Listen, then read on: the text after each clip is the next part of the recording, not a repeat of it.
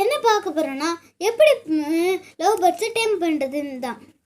ஏன்னா ஏற்கனவே ஒரு வீடியோ போட்டிருக்கேன். ஒரு பறவை அதில் நல்லா ட்ரெயின் ஆகிடுச்சு, இன்னொரு பறவை ட்ரெயின் ஆகலை. அதனால தான் நான் இந்த வீடியோ போடுறேன்.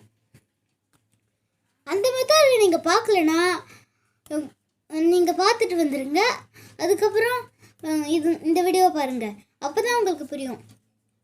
நீங்கள் அதில் சாப்பாடு, அதுக்கு எந்த சாப்பாடு இருந்தாலும் அந்த கையில் எடுத்து வச்சுக்கிட்டு அதோட கூண்டுக்குள்ளே விடுங்க. அப்போ பார்க்காதது கண்டிப்பாக பயப்படும். அது பயப்படும் போது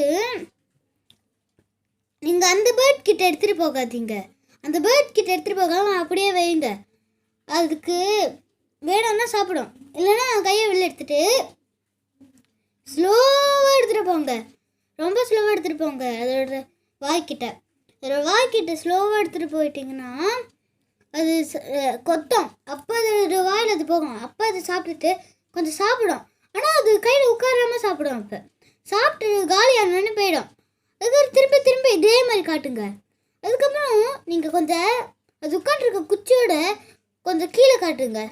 அப்போ அது குனிஞ்சு சாப்பிடாம நம்ம கையில் உட்காந்து சாப்பிடும். அதுவே நீங்கள் சின்ன குண்டு வச்சுருந்தீங்கன்னா அது அந்த கம்பியை பிடிச்சிக்கிட்டு சாப்பிடும். அதனால நீங்கள் அதோட வாய்க்கிட்ட கொஞ்சம் இடித்து காட்டினீங்கன்னா அது ஏறி உட்காந்து சாப்பிட சான்ஸ் இருக்குது. ஆனால் அதுவே நீங்கள் ஒரே தடவை சாப்பாடு கொடுத்து அதுக்கப்புறம் இடிச்சிங்கன்னா அது பயந்துடும். அதனால நீங்கள் சாப்பாடு கொடுத்துட்டு ரொம்ப நாள், ஒரு வாரம் கிட்ட நீங்கள் சாப்பாடு கொடுங்க. அதுக்கப்புறம் இதை பண்ணிங்கன்னா உங்கள் பறவை ரொம்ப நல்லாவே பாய்க்கிடும்.